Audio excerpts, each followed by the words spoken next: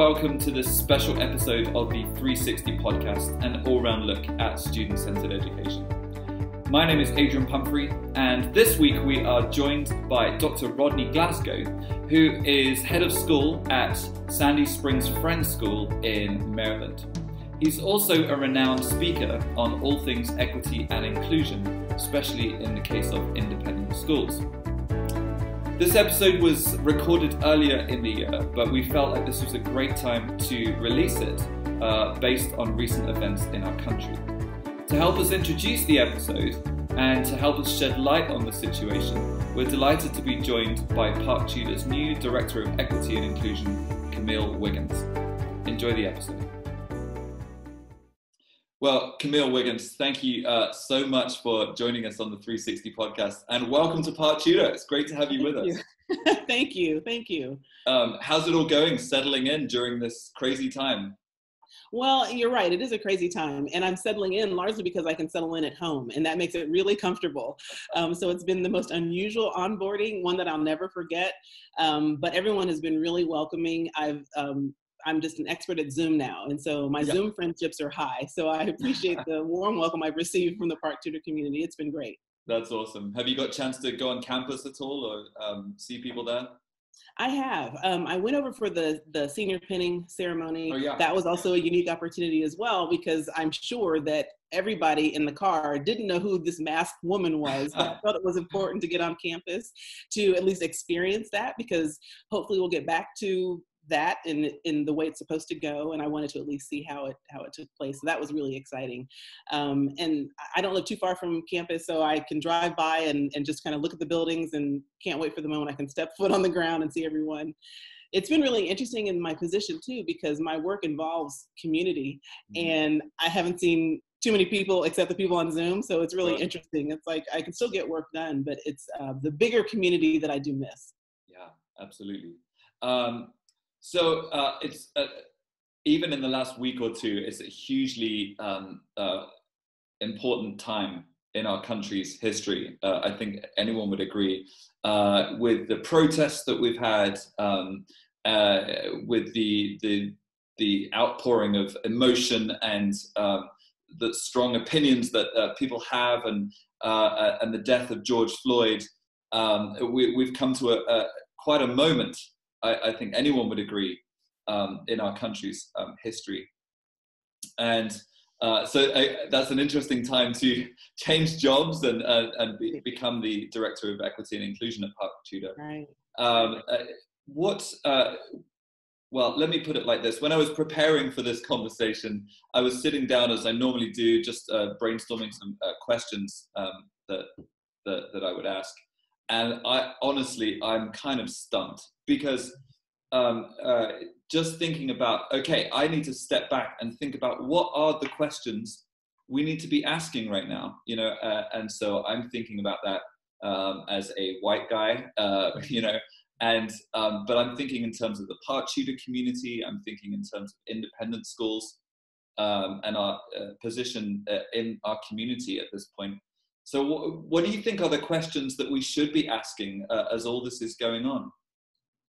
Yeah, you're right. This has been a really interesting time, a challenging time. And with George Floyd's death and the death of so many others, we've really had to grapple with some social issues that have really been there for so long. Mm-hmm. And now we have this opportunity to just revisit these issues, and hopefully we revisit them in an educated and mindful way, that allows us to operate peaceably, but really get to some great solutions about racial inequities and social inequities that exist, and try to figure out, it's like this, a blister, it's just a continual blister and another blister and another blister, and they just continue to burst, and they affect us in so many different ways. And even as a Black woman, I'm affected by George Floyd's death in a particular way, and you as a white male are affected in a certain way.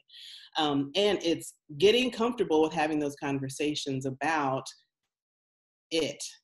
what we're dealing with, about what we deal with in our homes and what we see on TV. And so I appreciate you giving some thought and really kind of grappling with what should we be doing and what should we be thinking about right now. And so since you've quickly put me on the spot about those questions, let's see. I'll roll them out for you. And this is what I see, and this is what I really believe will help begin the conversation. I think if we first start with acknowledging that people are different, if we just wake up with that awareness, and quite frankly, I wake up every day and I know that I'm a Black woman, and perhaps I spend more time thinking about me and who I am and my attributes and characteristics because I understand what it's like to be different and be treated differently as well. But I think that everyone should take an opportunity to reflect that everyone's really different. Even in the same household, your family members, you're all really different personalities, likes and dislikes. But acknowledging that people are different really begins to pave the way for us to have better conversations. And that de-stresses our engagement and the way we interact with one another. I think about this analogy, and I use this analogy quite a bit when I do training, and it has a lot to do with planning a party. I love to eat, and let's say I was having a party and I was inviting a lot of different people over. So let's say I met my objective and I have a very diverse guest list. Well, I actually spend time thinking about how people would fix their plate of food for people that I've invited. Okay, for the meat eaters, do I have enough on my menu that the meat eaters would be happy? Okay, what if I have vegetarians? Okay, what would they eat? All right, and then I get down to the vegans, and then I get down to the gluten. And that way I figure out, oh, okay, I don't have enough or I do have enough, because gone are the days of the relish tray being for the non-meat eaters, right? I mean, that's a terrible party. And I'm all about, Camille had a great party, right? I want you to talk about how much fun you had. And largely that's because of how well you were fed. And so when we think about differences and we kind of lean into them, then hopefully we end up with better engagement. And hopefully, with my analogy, have a better party, you have a better gathering, because you've really taken the time to acknowledge who's really in the room and who's really there. And that's one thing I'd like for us to think about as we listen to the podcast that's coming up. Dr. Glasgow in the podcast talks about equity versus equality, and we should be equity-minded, similar to my analogy with food in the buffet. We're not talking about everybody gets treated the same, because we all have different needs. And I can't say it more easily than that. And it's just plain. We're not talking about equality, we're talking about equity. And that, of course, allows us to harken back to the first question, which is, are we recognizing that people are different? And then Dr. Glasgow will talk about a safe space. And I think it's important. And I know that on Park Tudor's campus, you've had some presentations about creating safe spaces and things like that. And I love that idea. I love that concept. And I love that goal. And that's a laudable target. I'd also suggest that we think about pushing that target a little bit farther. And once we create a safe space, is that a brave space? Is that a space where people can feel brave enough to be their authentic self? It's safe here, but am I really who I am here? And am I respected, and am I honored for who I am? So I think those are the 3 quick questions that I could come up pretty quickly that might help us begin to think about how we grapple with the current events of our time, and how we begin to think about our Park Tudor engagement.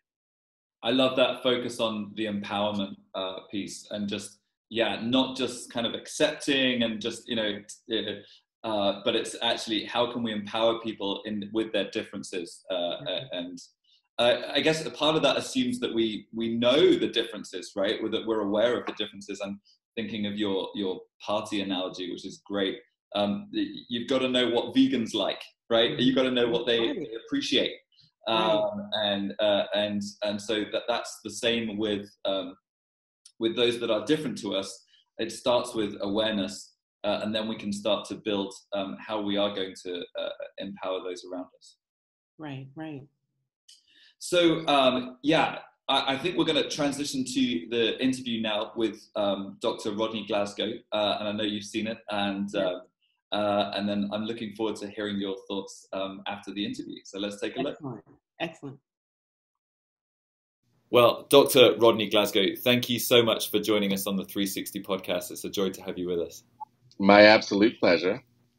So I'd love to know some of your story up until this point, how you got into becoming a speaker with regards to all things equity and inclusion and diversity. I know some of the story, but our listeners may not. So if you could sort of, catch us up to date. Wow, a question like that could take the whole time, but but I would say probably the best place to start the story might be moving to the Gilman School in 6th grade. Gilman is an all-boys private school in Baltimore, where I grew up. Mm-hmm. And previous to that, I went to a predominantly Black public school in my neighborhood. Mm-hmm.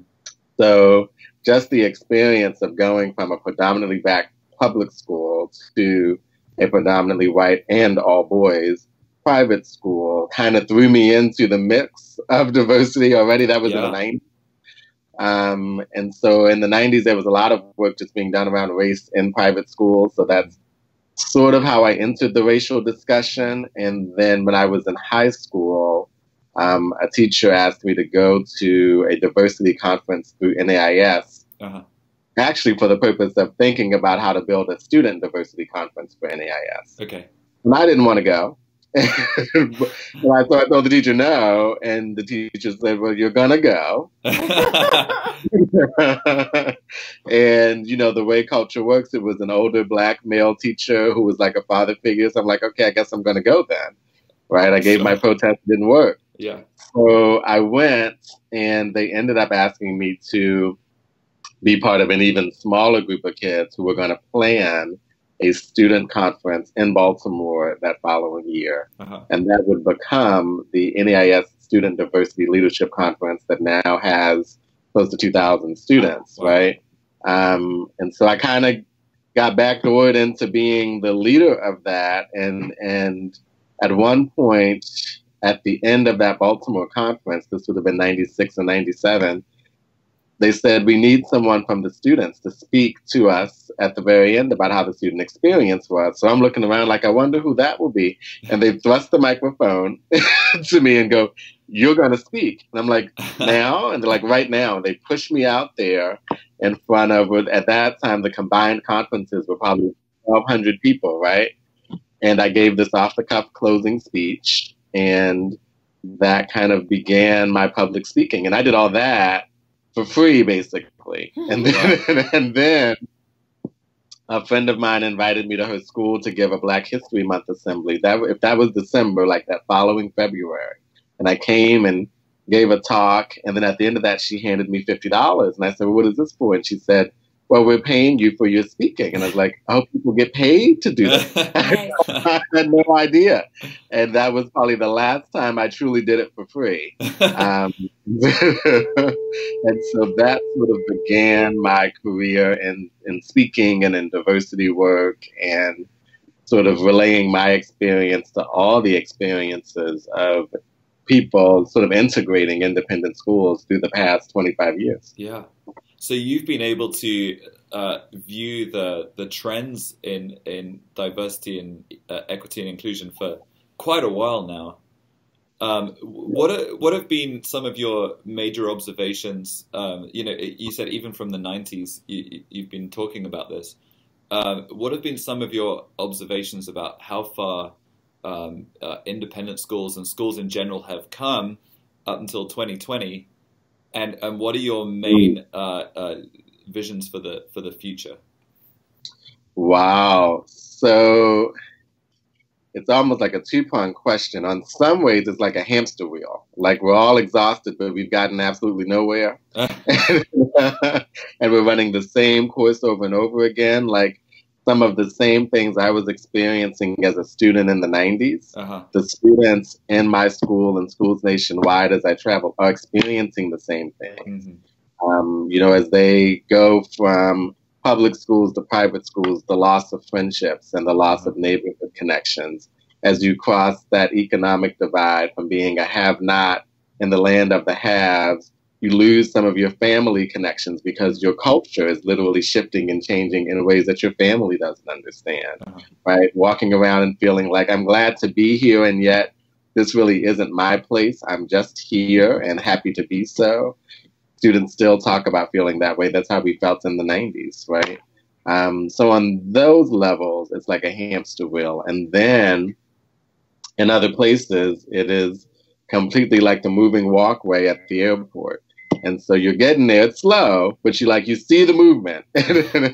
And where we see the movement is, as an incoming head of color, I can say there are more heads of color now than there were 20, 25 years ago by far. There's still not that many, but it's probably 7 times as many as it was then, right? Wow. More female heads than there were then, for sure.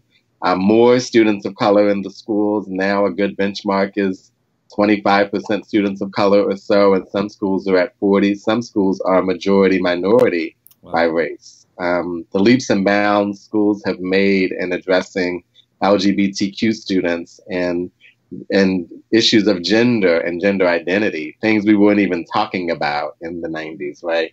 Being a Black gay student in an all-boys school in the 90s, we were not really talking about sexual orientation. And now that same school has a director of diversity. Gilman School has a GSA. Gilman School has a policy on gender identity, like all this stuff that just was unheard of when I was there. So it's an interesting mix between we're running on fumes and we're full steam ahead at the same time. I'm curious to know, because I really appreciate that description that you have of sort of that divide of going from a public school to a private school, and how some family members might not even totally understand the culture shift that a student would be going through. I feel like I'm an English teacher, and so when students get to write personal narratives or kind of explore more of their personal lives, that's really where I feel like I can support students. But in addition to that, what else can we do to help students who might be feeling sort of that shift in culture? What else can teachers do to support students? Right. And this is where MBE and DEI really connect. It's one of the ways, right?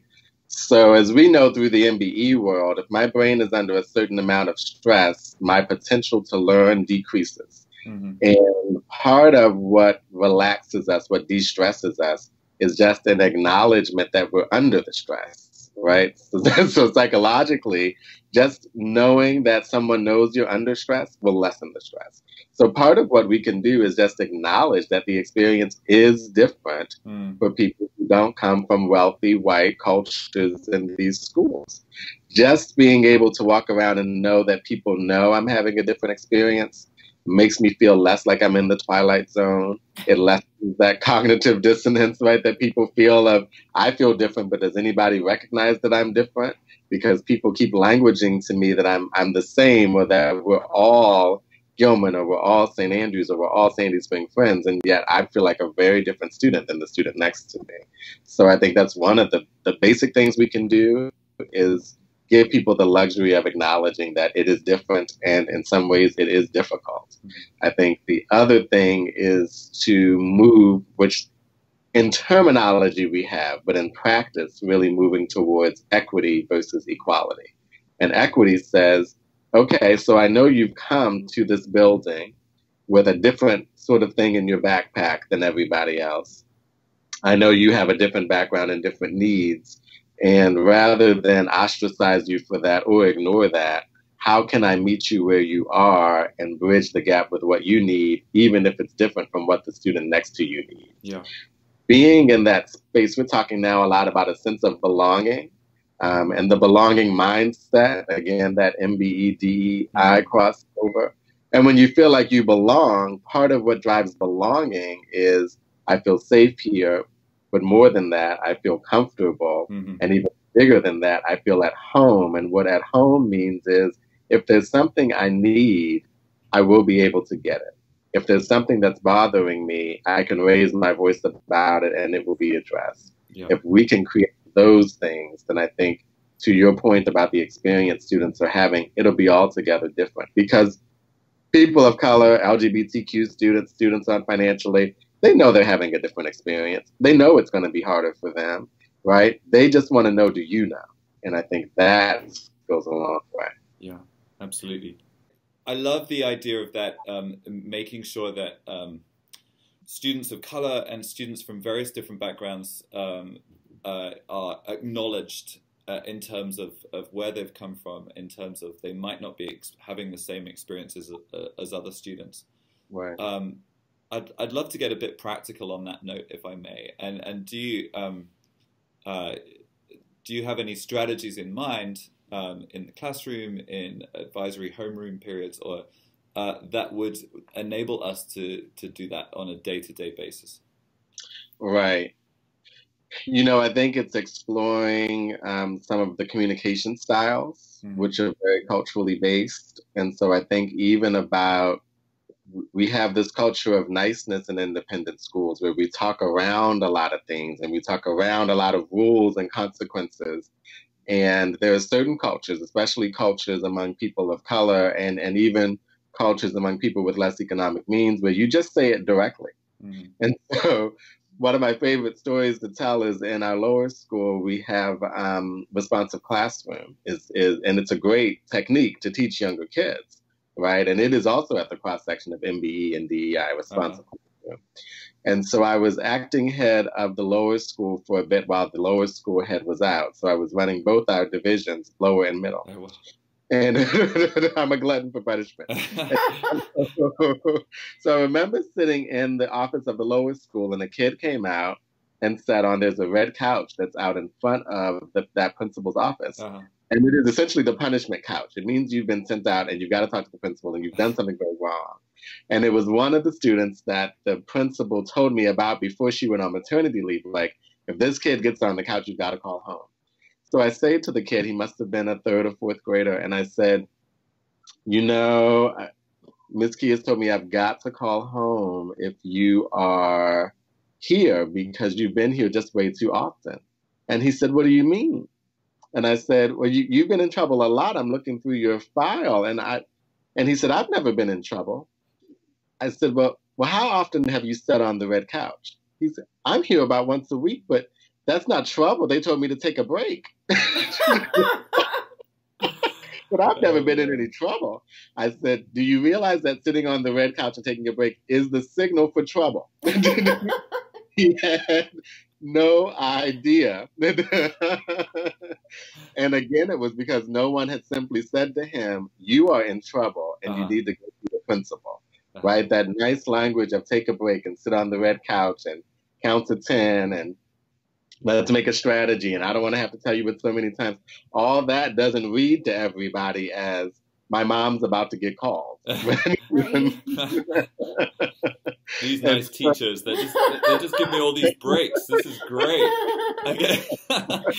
And so, you know, right. And so even that is a clear example of communication style, because in independent schools, like, everybody's nice until you're in trouble, and then the whole scene shifts. And you're like, I had no idea this was about to happen. So I think that's one of the practical things.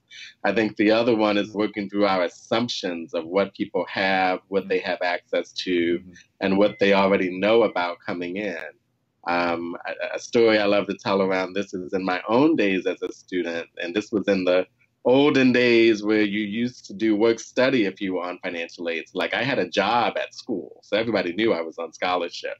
And my job was to be the assistant librarian.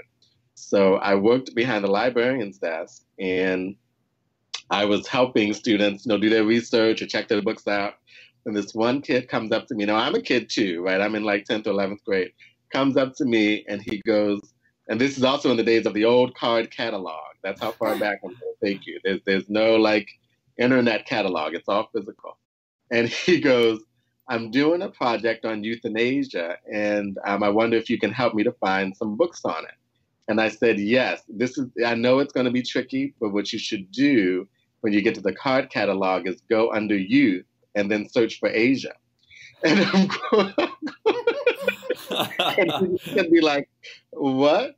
And I'm like, yeah, because you can't, you want to search youth in Asia. And he's like, no, do you know what euthanasia is?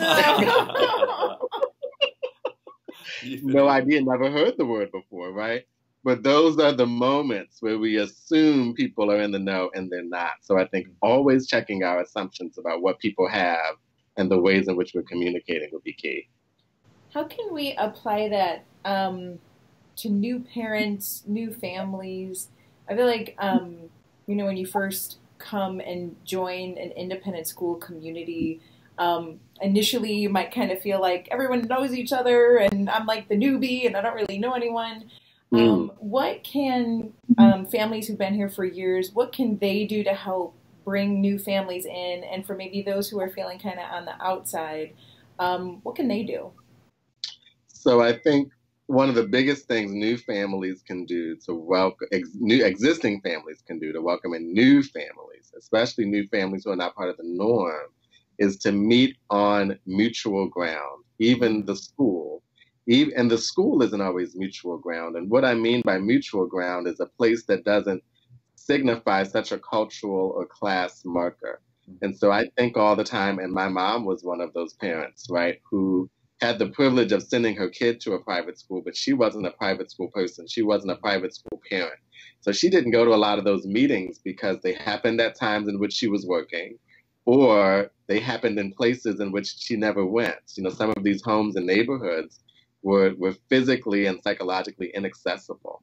And so thinking about what are we signaling by when we meet, where we meet, even that could stop a parent from feeling comfortable coming. So I often think about when you do parent events, host them at the school because that's your common ground. But even for some of those new parents, the school is even a cultural and wealth marker, right? So thinking so often about how often do we go into non-traditional neighborhoods and have independent school parent meetings and gatherings in the neighborhoods of some of those parents who are part of the school, but are not part of the school in the same way. We have a dynamic here. There's an area called Prince George's County, which is mostly Black, middle and upper middle class families, and some significant Black wealth. And it's about 45 minutes to an hour from the school. But there's a significant population here that busts in from PG County. But we never have a parent event in PG County, right? Those kinds of things. So I think thinking about common ground as parents, a lot of times we try to indoctrinate them into our way and our culture, and that's helpful. But also, have we stretched the culture to fit them? I know that St. Andrews and CTTL have done a lot around mind-brain education. And you've talked already about some of the intersection between mind-brain education and equity and inclusion. But what in your experience has been the biggest intersections of those two fields? Because here at Park Tudor, we've been doing a lot around MBE, and just now we've got into a series on equity and inclusion that we're very much enjoying. We've talked about cultural competencies, we've talked about safe spaces, we're just now digging into implicit bias. So how do you see these fields intersecting? So a lot of times we think that diversity work is about the heart and MBE work is about the head. And of course our emotions are as cognitive as our thoughts are. And so just even recognizing that goes a long way in the intersection between the two. And that how identity rules our cognition, which is some emerging areas of study, will be really important. I've been doing some look at things like Gestalt pictures, where there's pictures within pictures, and what you see and how you label it, all that is both cognitive and identity-based. And so learning, if we go back to the original theorists, before they were calling it MBE, right? You're talking about Mead and Vygotsky and Dewey and all the foundational white male learners. They were all multicultural educators because they all were talking about learning has to happen in a social context. It depends on who you are, who's teaching it to you, where you're teaching it, and how you're teaching it, and where you're going to apply it. And so in that way, diversity and MBE are not just intersecting, they're like married and stuck together, right? Hopefully in a good marriage.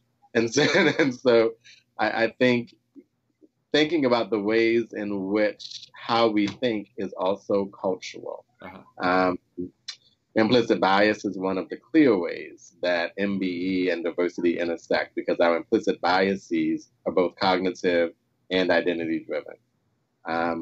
Our sense of safety and that comfort, Vygotsky talks about being in that zone of proximal development that is also run by how comfortable am I, but also how uncomfortable am I, because the bridge between the two is going to compel me to learn, right? To bridge the gap between my comfort and my discomfort. Mm-hmm. And that's great unless the comfort is too great or the discomfort is too great, in which case, in both places, there's no learning, because either I'm unmotivated or I'm overstressed. Well, when we think about what drives comfort, one's identity in a space drives one's comfort level in a space. And so all of it kind of mixes in this interesting way that I'm excited to know that we're now in a space where we are talking about that. And I think one of the psychologists, because social psych has been talking about this for a minute though, that I love, and not just because he was my TA at Harvard many moons ago, but Matthew Lieberman wrote a book called Social, in which he talks about social cognition is just cognition, and all cognition is social. Uh-huh. And if we ride that wave, then attending to one's identity development is the same as tending to one's academic development. Mm. So somehow we've seemed to kind of separate the two. Right. Which is kind of artificial in a sense, because it doesn't actually match up to what's happening with our students. Right. Which also brings me to we've seemed to separate the social in terms of the school environment and the social in terms of the environment that kids have at home, the environment that we have in our towns and cities. I mean, do you think I'm right in saying that? And like, how do we match those back up again? How do we bring our culture in line with what's going on in the world around us? Right. No, I think you're quite right about that. And the assumption that one's home culture matches their school culture is one of the most erroneous assumptions we make in private schools. Mm-hmm. And the assumption that the school culture could trump the home culture is another erroneous assumption we make. And that actually cuts across all kinds of lines. So we think about in these intentionally diverse communities, right, where we're doing admissions and we're doing financial aid and we're doing recruitment so that we have a more diverse community, an equitable community than the world itself actually is for people in their everyday lives. Well, that catches people from people of color to white people. It just catches them differently, right? If I'm a person of color and I'm not used to being in a predominantly white environment, that's going to catch me. And if I'm a white person not used to this level of diversity, that's going to catch me too. And so if my home culture is not diverse, but my school is, I'm translating and cross-tabulating a lot of things, right? We call it code switching. And we talk a lot about people of color code switching. I think what we've seen in this most recent political climate is that wealthy, conservative white people whom we thought were the code actually began to feel like they're code switching, because we have created these diverse environments that are so different from what they're used to operating in large part, has also decentered them as the norm, which they're not used to experiencing. And so the identity-based stress that lots of people of color, LGBTQ students and financial aid girls were under, they started to feel under just a little bit. But just that little bit led to the big pushback of like, oh, no, I'm not experiencing that. I'm taking this back to be my culture, so that my culture at school matches my culture at home. And it also means that both in the academic sense and in the identity and diversity sense, all the things we teach at school from 8 to 4 can easily be undone at home from 5 to 9. And so, thinking about how do we carry our parents with us in these journeys, right? Even on the DEI side, on the MBE side, right? The strategies we're teaching at school, great. But if the parent won't allow you to use them at home, because that's not the way they learned you just sit there and read that textbook again, and you're going to get it. And then we're saying, no, that's not how you learn. Then it's being undone at home, right? And so I think there's some interesting parallels there. So how do you bring the parents on board with this? Because, as you've stated, it can be a really uncomfortable space. And, right. We've been talking recently about, creating safe spaces for students. I'm also thinking about the parents as we try and be culturally competent, and as we try and create safe spaces for all students. How do we bring parents along for that ride? Right. I think it's a new role for the parents associations. Parents associations originally, right, in the old school model are there for a fundraising arm and to produce these sort of parent events that make everybody feel like they're part of the community. But by everybody, we mostly meant the white and the wealthy, right? And now I'm seeing more and more parent associations taking on this task of what do parents in this community need to know and understand about our school culture, our school's curriculum, what our kids are learning, who they're learning it with and from.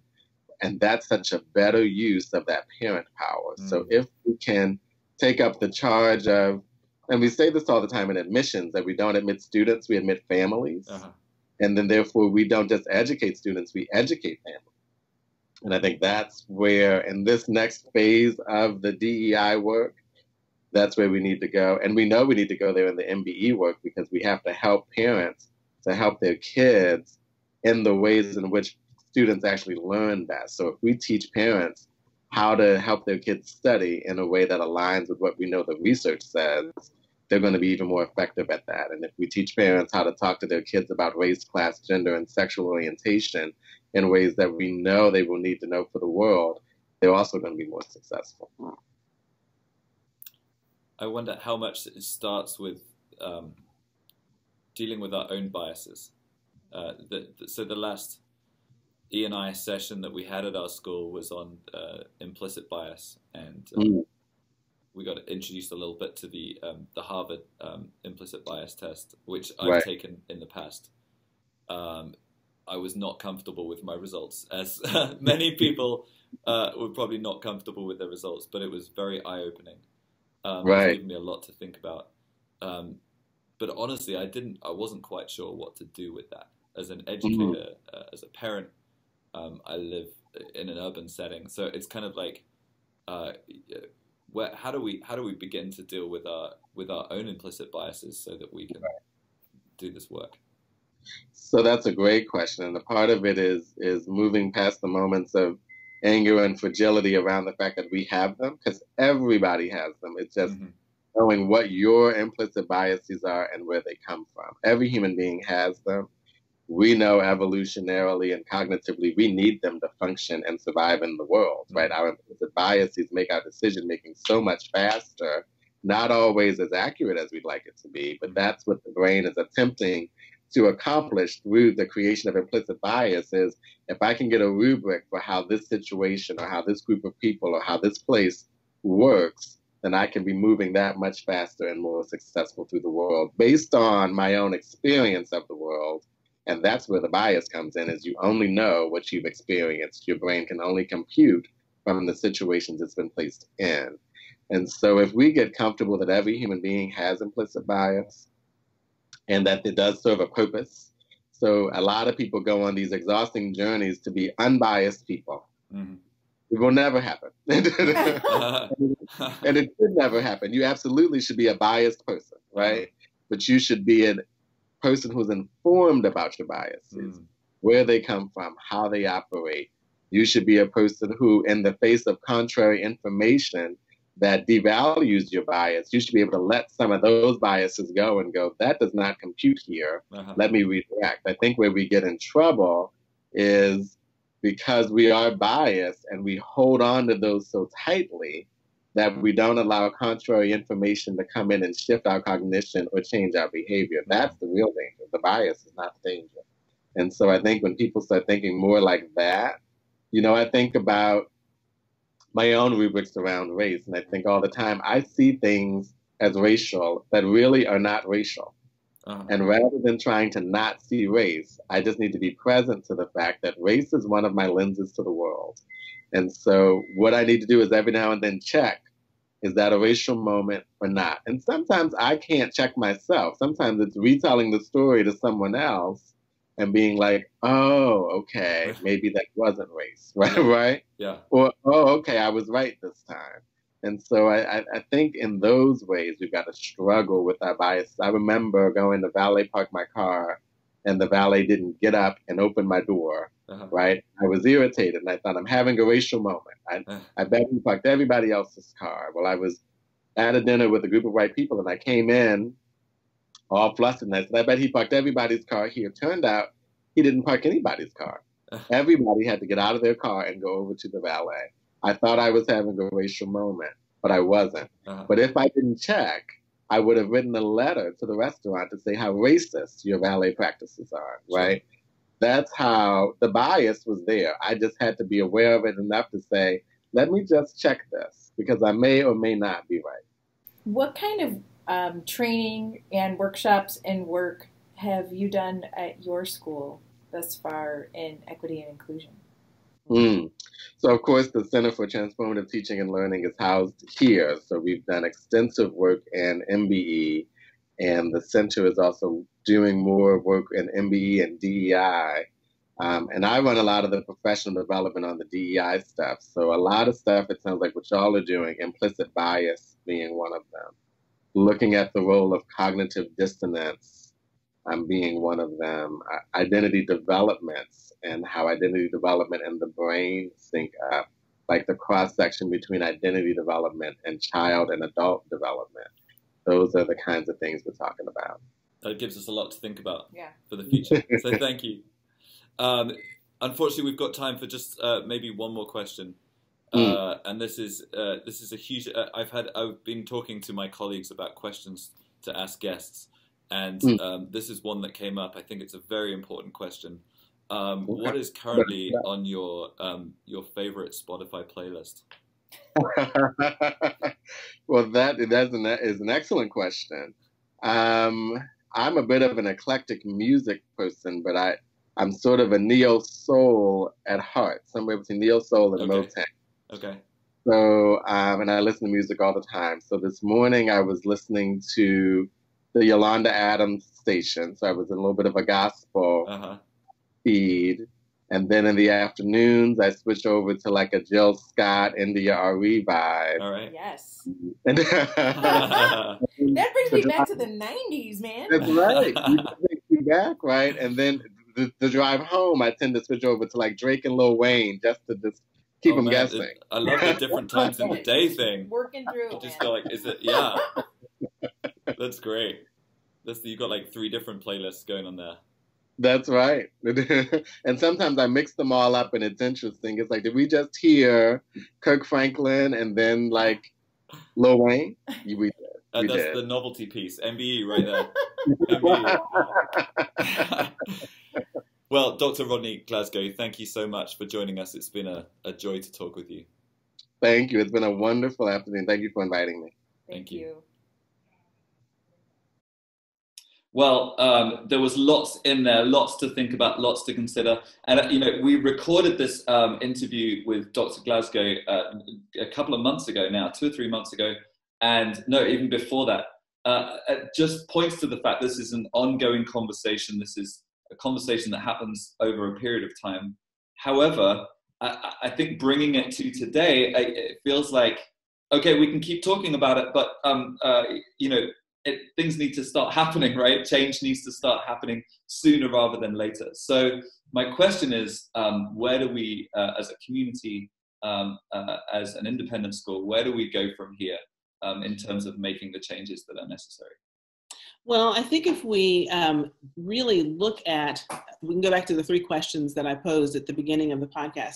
We think about acknowledging that people are different. We think about equity versus equality. And we also think about the safe space and turning that into a brave space. But I think we just have to pay attention to what's going on and not put our heads in the sand about these events and that they may not affect us or they do not affect us as a Park Tudor community. They absolutely do, because the impact of George Floyd's death and things beyond, and then you couple that with the conversation from Dr. Glasgow and how we can really build greater communities by acknowledging our differences. We have a lot of work to do, and you're right, we can continue to have this conversation on a daily basis because there's some injustice out there that's happening all the time. And it may not be personal to us. It certainly could happen across the street or to our neighbor or across the country. But those are the things that we really have to pay attention to, and we can't turn a blind eye to those things. And when we reflect upon Dr. Glasgow's remarks and our current events and what we feel about our Park Tudor community and what we can do in the future, I think about it like a case of mistaken identity. Are we really being recognized for who we are? And as a community, do we have an identity that has been, poorly viewed, mistaken, or do we have the right identity? And when you look at the components of who we are we really demonstrating our authenticity and our uniqueness? And are we really willing to engage in the conversations that allow us to examine that? And so I know, Adrian, you asked a great question of Dr. Glasgow about the IAT, and I know that there was work that began on campus before the pandemic in IAT, and maybe there's some on campus who've taken the IAT and maybe some have not. And I would encourage us to take a fresh look at the IAT. Even if you've taken it, I take it about every 6 months. There are certain categories that I always want to kind of test myself on and see if I'm consistent as I age and as I grow older. Mm-hmm. And then I take new ones. I add a few in. And I think that taking the IAT is a really good step, and then examine those results. Now, here's the thing that I really encourage everyone to think about when they think about their unconscious bias, that bias is real and bias is not bad. It's not all bad. It's given a bad rap because we think that bias is bad. But biases help us make decisions. Mm-hmm. But it's really when you take a bias and do something negative with it, that's when we get into trouble, okay? Because if I think that a barking vicious dog would allow me to cross the street and walk past that way, that is a good bias because I don't want to be bitten by a vicious barking dog. Mm-hmm. But am I going to then think that all dogs are vicious? No, I shouldn't think that. Okay, so I have to be very patient and examine my bias. So let me tell you, I took an IAT, and I typically take the category on age because ever since I learned about the IAT many years ago, that was just an intriguing category for me. So when I take the IAT test on age, I found that I have a bias towards younger people, which is really interesting because when I think about the work that I've done and, working in businesses, corporations, educational institutions, all of that, I have always had this great interest and found a lot of passion in working in areas that help young adults make life-changing decisions, whether it's in an educational setting, whether it's a young adult who's looking for career advancement. And so it's always been this really interesting kind of narrative in my career that I've always found an area of work that's allowed me to work with a young population or work with younger people or work with people who are on the trajectory trying to figure their life out. And consistently, every time I take the IAT on age, I still have that same preference, which is funny to me because I'm getting older and I wonder, do I not like my own people? So anyway, but it just really, I look at my resume and I go, that makes sense. Everything that I did, I always had an opportunity to work with a younger, I can connect and make connections with younger folks. Okay, so here's the one that really threw me off. I decided, I hadn't taken it in a long time, so I took the IAT on race. I totally thought that I was going to end up with a preference for African Americans. I was like, I absolutely know this. I'm going to end up with a preference, but let's just test this out. And so I did the test, took the test, got my results, and I was shocked. I was floored because I do not have a preference for African Americans. And so now you're wondering, Adrian, well, where's your preference? And it said I preference no one, which is really interesting to me. And I'll tell you why it was interesting, because maybe I would be like, I'm upset. I should have a bias towards my people. Because every day, all my life, I've been Black. But I just don't have a preference for African Americans. But here's the thing that I realized. My experience has been one, and I really appreciate my upbringing, my parents, my community, my educational opportunities. I've always kind of operated with this idea that everyone should be treated you should treat everyone like the same. Okay, that treat it, be nice, be kind, be fair, be open, listen. And I thought, yeah, that makes sense, because I don't make distinctions between the president over here and the maintenance worker over there. And that's just been my kind of pedestrian lifestyle. But I know every day, Adrian, when I wake up, I'm a Black woman. And when I walk into the store and when I walk into the room and when I am a Black woman, Black first and then a woman. And I am very aware of that every single day. And that's why I thought that my IAT would come out with a bias towards African Americans, because I have a heightened awareness of the fact that I'm Black. Yeah. But what I learned through my results, and if, you know, putting stock in the IAT test, which I believe has been validated, but it also kind of fleshes out that, but I treat people, I see that you're a white male, but that doesn't mean I'm going to like you more or less. I mean, we probably have a lot of things in common. Maybe we don't, but those are going to be the interesting things that we can talk about, and I can learn more and we can share. But my consciousness is I'm a Black woman, but the way I treat people is like, you're just another person. You're just another friend I haven't met yet, you know? So that's why I was blown away. So I say all that to say, I think the IAT can be really helpful, and that could be something that we can work on and you know, get out there and take the IAT and then see what your results are. Pick a category, and if you're shocked or disappointed, examine that and try to figure out why. And it could just be exposure and awareness. Yeah, I think that's great. I love the idea of taking it every 6 months. It's been a while since I've taken it, so maybe I need to take it again and see what the difference is. Yeah.